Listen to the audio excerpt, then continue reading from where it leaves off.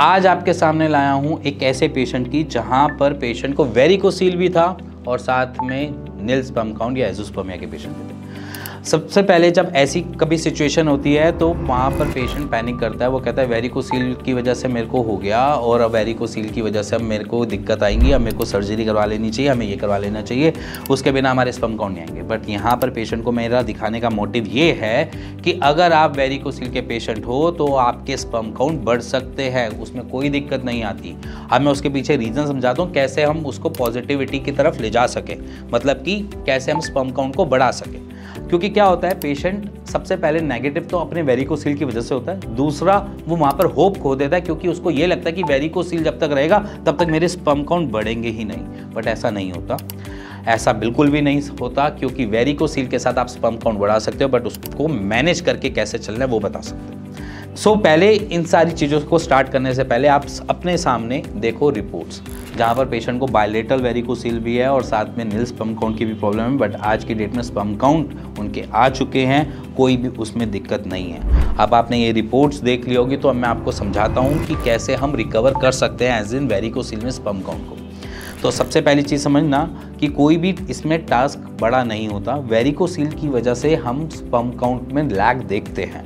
अब लैग देखने का मतलब ये होता है कि जहाँ पर हमारे इस न्यूट्रिशंस को पहुँचना चाहिए वो वहाँ पर नहीं पहुँच पा रहे, वहाँ पर टेम्परेचर ढंग से नहीं हो पा रहा मेंटेन, जिसकी वजह से हम नेगेटिव इम्पैक्ट सहते हैं एज इन अपने स्पर्म काउंट। अब रह गई बात यहाँ पर इसको किस तरीके से मैनेज कर सकते हैं हम अपने वेरिकोसील को और side by side sperm count बढ़ा सकते हैं। तो सबसे पहली चीज़ समझना, वेरिकोसील में वेन्स का रिफ्लक्सेस बनना हमारे लिए सबसे बड़ा इम्पैक्ट होता है, जिसकी वजह से हमारा ब्लड का फ्लो टूवर्ड्स टेस्टिस जाता है, जिसकी वजह से वहाँ पर टेम्परेचर भी बढ़ता है और वो अपने न्यूट्रिशन से लैक होता है। मतलब कि अगर मेरा मुंह ऑलरेडी किसी चीज़ से भरा होगा तो मैं और खाना नहीं खा सकता, है ना।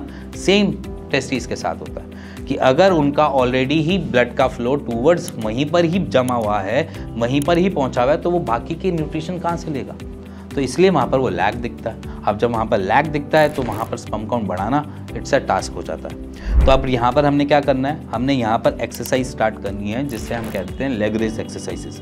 उससे क्या होगा कि हमारा ब्लड का फ्लो टूवर्ड्स एंटी ग्रेविटी जाएगा, जिसकी वजह से हमारे जो रिफ्लक्सेस जो बन रहे हैं उसमें बनने में कमी आएगी। मतलब कि जो हमारा बार बार रिफ्लक्सेस बनकर टूवर्ड्स टेस्टिस जा रहा है उसको पैटर्न में कमी आएगी। अब वो पैटर्न जितना कम रहेगा उतना हमारे लिए बढ़िया, क्योंकि उसको अपने न्यूट्रिशन गैदर करने हैं ऑक्सीडाइज ब्लड से, बट हम डीऑक्सीडाइज ब्लड उसके अंदर डाल रहे हैं, जिसकी वजह से वो अपने न्यूट्रिशन गैदर नहीं कर पा रहा। अब यहाँ पर ऑक्सीडाइज ब्लड बार बार जाएगा और उसको मिलेगा तो वो अपने स्पर्म काउंट को बढ़ते हुए भी देख सकता है, क्योंकि ऐसा नहीं होता कि न्यूट्रिशन हम नहीं इंटेक कर रहे हैं, न्यूट्रिशन में इंटेक कर रहे हैं, बट न्यूट्रिशन मिलना भी तो चाहिए। वेरिकोसील वहाँ पर उसकी तरफ एक बैरियर लगा देता कि भैया नहीं, मैं तो न्यूट्रिशन देने ही नहीं दूंगा, तो तभी यहाँ पर दिक्कत आती है।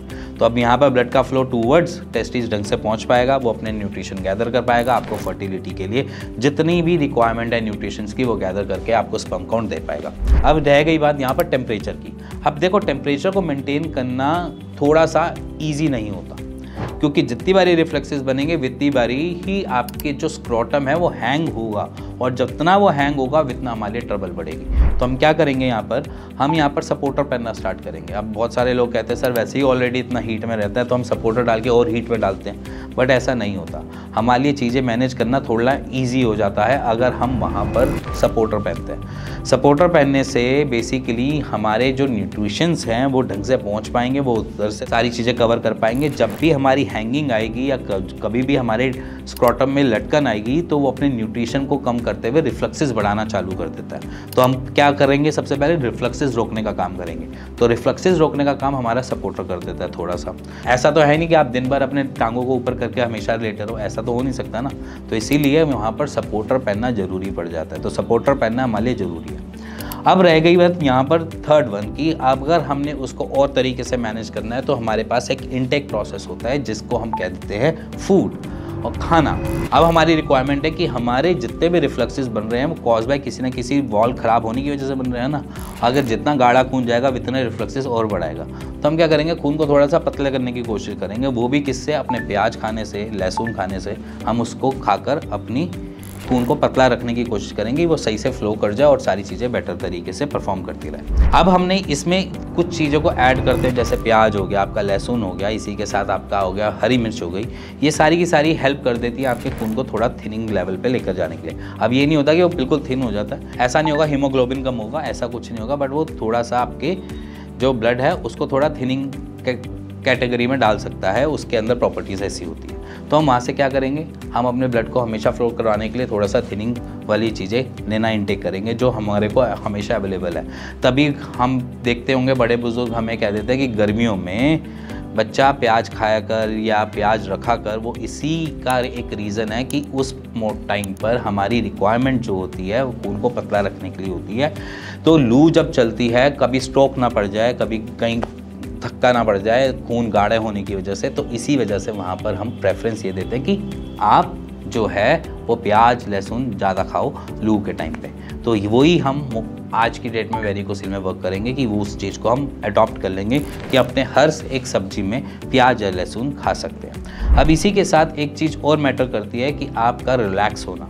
अब इसमें रिलैक्स होने का एक ही तरीका है सिट्स बाथ, जो थोड़ा सा आपके टेस्टिस को टेम्परेचर मॉड्यूल करने में हेल्प करता है। जैसे कि मैं ड्यूटी से आया, अपना काम किया, मैं अपने घर पे पहुंचा, घर पे पहुंच के सबसे पहले जब हम फ्रेशन अप होते ही हैं तो उस टाइम पर भी हम कर सकते हैं एक थोड़े टाइम के लिए सिट्स बाथ। सिट्स बाथ से हमें थोड़ा रिलैक्स मिलता है, स्क्रोटम को थोड़ा सा ईजी हो जाता है, जिसकी वजह से वो अपना काम कर सके। तो सो वेरिकोसिल में ये सारी चीज़ें तो करती ही हैं अपना काम, इसके साथ काम कर जाता है जो भी आप इनटेक कर रहे हो एज इन मेडिसिनल यूज़ में भी। जैसे कि हम क्या करते हैं, पैरेलल ट्रीटमेंट चलाते हैं। जब वेरिकोसिल होता है और साथ में हमारे स्पर्म काउंट कम होते हैं तो हम दोनों को पूरा नहीं चलाते। हम ये नहीं कहते कि वेरिकोसिल को पहले ठीक करेंगे फिर स्पर्म काउंट को ठीक करेंगे, हम पैरेलल ट्रीटमेंट को रन करने की कोशिश करते हैं। तो इसी वजह से हमारे जो पेशेंट्स हैं वहाँ पर रिकवरी वेरिकोसिल में स्पर्म काउंट की आ जाती है। तो उसके पीछे रीज़न ये है कि पैरेलल ट्रीटमेंट, साथ में आपका लाइफस्टाइल, साथ में आपकी मेडिकेशन, सबका कॉम्बिनेशन मिलकर वो सारी चीज़ें ओवर एंड ऑल आपको स्पर्म काउंट प्रदान कर देता है। अब यहाँ पर बहुत सारे पेशेंट्स को ना बहुत अलग अलग चीज़ें भी मिलती हैं इसमें। जैसे कि हमारे पास ही पेशेंट आए थे कि उनको सर्जरी रिकमेंड कर दी गई थी कि वेरिकोसिल है, यहाँ पर सर्जरी करवा लो। सर्जरी करवाने से आपके स्पर्म काउंट आ जाएंगे। सो गाइज, मेरे ख्याल से आप एनफली समझ गए होंगे कि वेरिकोसिल को कैसे मैनेज करना है और कैसे स्पर्म काउंट को बढ़ाने का तरीका है। तो प्लीज़ आज से फॉलो करना स्टार्ट कर दो, कोई भी परेशानी नहीं आएगी। अगर कोई परेशानी आती है तो कमेंट कर देना मेरे को। अगर और कोई चीज़ दिक्कत आपको महसूस होती है तो आप कॉल भी कर सकते हो, मेरी टीम से बात भी कर सकते हो। इसी के साथ मिलेंगे नेक्स्ट वीडियो के लिए, तब तक goodbye and stay tune this channel.